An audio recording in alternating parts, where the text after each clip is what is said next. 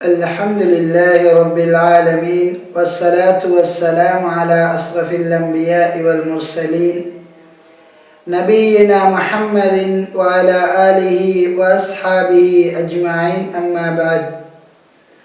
அன்பார்ந்த இஸ்லாமிய சகோதரர்களே, அல்லாஹ்வின் நல்லடியார்களே, இந்த ரமலானுடைய மாதத்தில் நாளுமோர் சஹாபியை பற்றி அறிவோம் என்கின்ற தோரணையில் நாளாந்தம் ஒரு சஹாபியினுடைய வாழ்க்கை வரலாறுகளை பற்றி நாம் அறிந்து வருகின்றோம். அந்த வகையில் இன்று எம்மில் அதிகமானவர்கள் அறிந்திராத, கேள்விப்படாத அந்த சஹாபியை பற்றி ஒரு சில விடயங்களை உங்கள் மத்தியில் ஞாபகமூட்டலாம் என நினைக்கின்றேன். அன்பார்ந்த சகோதரர்களே, அல்லாஹ்வின் நல்லடியார்களே, இந்த உலகத்திலே இந்த மார்க்கம் வளர்க்கப்பட்டு எங்களுடைய கையில் ஒரு நல்ல முறையில் வந்தடைவதற்கு பல்வேறுபட்ட சஹாபாக்களுடைய தியாகங்களும் ஒரு அளப்பெரியது என்பதை நாம் மறக்க முடியாது. அந்த அடிப்படையில் நாளாந்தம் ஒரு சஹாபியை பற்றி அறிகின்ற இந்த வகுப்பிலே குரைப் இப்னு அதி அல் அன்சாரி ரலியல்லாஹு அன்ஹு அவர்களை பற்றி ஒரு சில விடயங்களை ஞாபகமூட்டலாம் என நினைக்கின்றேன். அன்பார்ந்த சகோதரர்களே, அல்லாஹ்வின் நல்லடியார்களே, இந்த நபித்தோழர் மதீனாவிலே பிறந்து மதீனாவிலே ஆரம்ப கட்டத்திலே இஸ்லாத்தை ஏற்றுக்கொள்கின்றார்கள். இந்த குரைப் ரலியல்லாஹு அன்ஹு அவர்களை பொறுத்தவரைக்கும் இவர்கள் மார்க்க விளக்கங்களிலே ஒரு உன்னதமான ஒரு நபித்தோழராக இருந்தார். அதுபோன்று இந்த நபித்தோழர் வீரத்திலும் ஒரு நல்ல நிலையில் இருந்தார். எந்த அளவுக்கு என்று சொன்னால், நபி ஸல்லல்லாஹு அலைஹி வஸல்லம் அவர்கள் முதலாவதாக செய்த யுத்தம், அதாவது பத்ர் யுத்தத்தில் கூட இவர்கள் முன்னிலையில் நின்று கலந்து கொள்கின்றார்கள். அந்த அளவுக்கு ஒரு வீரம் மிக்கவராகவும் மார்க்கத்தில் விளக்கம் மிக்கவராகவும் காணப்பட்டார்கள். எந்த அளவுக்கு என்று சொன்னால், ஒரு சந்தர்ப்பத்தில் நபி ஸல்லல்லாஹு அலைஹி வஸல்லம் அவர்கள் மதீனாவிலே இருக்கின்றார்கள். பத்ர் யுத்தம் நடந்து முடிந்ததன் பிற்பாடு மதீனாவில் இருந்து கொண்டிருக்கின்றார்கள். மக்காவில் இருந்து இரு பிரிவுகளைச் சேர்ந்த ஒரு கூட்டம் நபி ஸல்லல்லாஹு அலைஹி வஸல்லம் அவர்களிடம் வருகின்றது. அதாவது ஆதல் அல் காரா என்று சொல்லக்கூடிய இரு பிரிவுகள் நபி ஸல்லல்லாஹு அலைஹி வஸல்லம் அவர்களிடம் வந்து, யா ரசூலல்லாஹ், மக்காவிலே எங்களுக்கு இஸ்லாத்தை போதிப்பதற்காக ஒரு சில நபித்தோழர்களை, ஒரு சில மார்க்கத்தை கற்பிப்பதற்கானவர்களை எங்களுக்கு தாருங்கள், எங்களுடன் அனுப்புங்கள் என்பதாக வேண்டிக் கொள்கின்றார்கள். நபி ஸல்லல்லாஹு அலைஹி வஸல்லம் அவர்களும் 6 நபித்தோழர்களை என்ன செய்கின்றார்கள், அவர்களுடன் அனுப்புகின்றார்கள். அனுப்புகின்ற அந்த 6 நபித்தோழர்களில் இந்த குரைப் ரலியல்லாஹு அன்ஹு அவர்களும் ஒருவராக காணப்படுகின்றார். இந்த குரைப் ரலியல்லாஹு அன்ஹு அவர்கள் போய்கொண்டிருக்கின்றார்கள். அந்த 6 பேரும் மற்றும் அந்த இரு பிரிவுகளும் சேர்ந்து போய்கொண்டிருக்கின்ற சந்தர்ப்பத்தில் மதீனாவை நோக்கி போய்கொண்டிருக்கின்றார்கள். அந்த சந்தர்ப்பத்தில் அர்-ராஜ் என்கின்ற ஒரு இடம் பெறுகின்றது. அந்த மக்காவுக்கும் மதீனாவுக்கும் இடைப்பட்ட ஒரு இடம், அந்த அர்-ராஜ் என்று சொல்லக்கூடிய இடத்தில் வைத்து இந்த பிரயாண கூட்டத்தையும் நபி ஸல்லல்லாஹு அலைஹி வஸல்லம் அனுப்பிய அந்த 6 நபித்தோழர்களையும் ஒரு கொள்ளை கோஷ்டி கூட்டம் என்ன செய்கிறது, வழிமறிக்கின்றது. இந்த அளவுக்கு என்று சொன்னால் சுமார் 2000 பேர் அடங்கலாக அந்த கொள்ளை கூட்டம் அந்த நபித்தோழர்கள் 6 பேரையும் பிடித்து விடுகின்றார்கள். பிடித்த நபித்தோழர்களில் 3 பேரை அந்த இடத்திலேயே வைத்து என்ன செய்கின்றார்கள், கொலை செய்து விடுகின்றார்கள். மிச்சம் 3 பேரையும் என்ன செய்கின்றார்கள், கைதிகளாக சிறைப்பிடித்து கொண்டு செல்கின்றார்கள் மக்காவுக்கே. இந்த சிறைப்பிடித்தவர்கள் யார் என்று பார்க்கும் போதோ, இந்த கொள்ளை கூட்டம் யார் என்று பார்க்கின்ற போதோ, இந்த குரைப் ரலியல்லாஹு அன்ஹு அவர்கள் பத்ர் யுத்தத்தில் வைத்து ஒரு காபீரை கொலை செய்தார்கள். அவருடைய பெயர் ஹாரிதா என்று சொல்லக்கூடிய ஒரு பெயர்.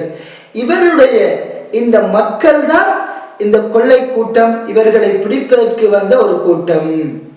இவர்கள் இந்த குரைப் ரலி மற்றும் இருவரையும் சேர்த்து 3 பேரை சிறைப்பிடித்து செல்கின்றார்கள். அவர்களுடைய மிக பிரதான நோக்கம் என்னன்னு சொன்னால் இந்த குரைப் ரலி அவங்களை பிடிப்பது. என்னன்னு சொன்னால் தன்னுடைய தந்தையை கொலை செய்த ஒரு நபர் இவர் என்ற காரணத்துக்காக இந்த குரைப் ரலியல்லாஹு அன்ஹு அவர்களை என்ன செய்கின்றார்கள், இந்த ஹுபைப் ரலியல்லாஹு அன்ஹு அவர்களை என்ன செய்கின்றார்கள், பிடிக்கின்றார்கள். பிடித்ததன் பிற்பாடு இந்த ஹுபைப் ரலியல்லாஹு அன்ஹு அவர்களை அவர்களுடைய அந்த வீட்டில் என்ன செய்கின்றார்கள், சிறை கைதியாக வைத்திருக்கின்றார்கள். இவரை கொலை செய்வதுதான் முடிவு. ஆனால் ஒரு சில காலங்கள் அவர்களது அந்த வீட்டில் இந்த ஹுபைப் ரலியல்லாஹு அன்ஹு அவர்கள் சிறைப்பிடிக்கப்பட்டு கைதியாக இருக்கின்றார்கள். இந்த இடத்தில் ஒரு சிறப்பான ஒரு சம்பவம் நடைபெறுகின்றது. ஒரு சந்தர்ப்பத்தில் ஹுபைப் ரலியல்லாஹு அன்ஹு அவர்கள் வீட்டிலே சிறை கைதியாக இருக்கின்றார்கள்.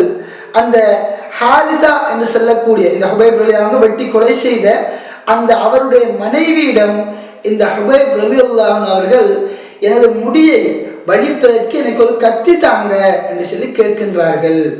கேட்கின்ற சந்தர்ப்பத்தில் அந்த மனைவி என்ன செய்கின்றார், அவருடைய சிறிய மகனிடம் ஒரு கத்தியை கொடுத்து அனுப்புகின்றார்கள். அனுப்பியதன் பிற்பாடுதான் அந்த மனைவி யோசிக்கிறாள், அடே ஒரு சிறு பிள்ளைகிட்ட நாம் என்ன செய்யறோம், ஒரு சிறை கைதி கேட்ட கத்தியை நாம கொடுத்து அனுப்புறோம், அவர் நமது பிள்ளையை கொலை செய்து விடுவாரோ என்று சொல்லி அஞ்சுகிறார்கள். கத்தியை குடித்ததன் பிற்பாடு இதை அறிந்து கொண்ட ஹுபைப் ரலியல்லாஹு அன்ஹு அவர்களை மனைவியிலே அறிந்து கொள்கின்றார்கள். அதன் பிற்பாடு கூறுகின்றார்கள், அந்த ஹாரிதாவுடைய மனைவியை பார்த்து, நாங்கள் முஸ்லீம்கள், இஸ்லாத்தை ஏற்ற நாங்கள் அநியாயமாக வேறு யாரையும் என்ன செய்ய மாட்டோம், கொலை செய்ய மாட்டோம். எங்களுக்கு நியாயமாகப்பட்டது எங்களது போரில் கலந்து கொண்டவர்கள் இவர்களைத்தான் கொலை செய்வோமே தவிர வீணான சும்மா வந்த ஒரு சிறுவரையோ அல்லது அனாவசியமாகவோ யாரையும் எந்த முஸ்லீமும் கொலை செய்ய மாட்டார் என்பதாக இந்த ஹுபைப் ரலியல்லாஹு அன்ஹு அவர்கள் குறிப்பிடுகின்றார்கள். அன்பார்ந்த சகோதரர்களே, அல்லாஹ்வின் நல்லடியார்களே, எந்த அளவுக்கென்றால் பிற்பட்ட காலத்திலே இந்த ஹாரிதாவுடைய மனைவி குறிப்பிடுகின்றார்கள், ஹுபைப் ரலியல்லாஹு அன்ஹு அவர்களை போன்ற ஒரு கண்ணியமான ஒரு கைதியை நான் எனது வாழ்நாளில் பார்த்ததில்லை, அவர் அந்த அளவுக்கு கண்ணியமானவர் என்பதாக இந்த ஹுபைப் ரலியல்லாஹு அன்ஹு அவருடைய நற்குணத்தை பற்றி அந்த ஹாரிதாவுடைய மனைவி என்ன செய்கின்றார்கள், குறிப்பிடுகின்றார்கள். இதை நாம் வரலாறுகளில் காணுகின்றோம். அன்பார்ந்த சகோதரர்களே, அல்லாஹ்வின் நல்லடியார்களே, இவ்வாறு இருக்கக்கூடிய இந்த ஹுபைப் ரலியல்லாஹு அன்ஹு அவர்கள் ஒரு சந்தர்ப்பத்தில் அந்த ஹாரிதாவுடைய மக்கள் என்ன செய்கின்றார்கள், இவரை கொலை செய்வதற்காக, இவரை தலையை வெட்டுவதற்காக மக்காவில் இருந்தும் ஒரு புறப்பிரதேசத்திற்கு இவரை அழைத்து செல்கின்றார்கள். அழைத்து செல்கின்ற சந்தர்ப்பத்தில் இவர் கடைசியாக என்ன கேட்கின்றார் தெரியுமா, நான் தொழ வேண்டும் என்பதாக அந்த காபீர்களிடம் கேட்கின்றார்கள். கேட்டவுடனே இந்த காபீர்கள் அவருக்கு தொழுவதற்கு என்ன செய்கின்றார்கள், சலுகை வழங்குகின்றார்கள். இந்த ஹுபைப் ரலியல்லாஹு அன்ஹு அவர்கள் அந்த இடத்தில் தொழுகின்றார்கள். மிக வேகமாக தொழுது முடிக்கின்றார்கள்.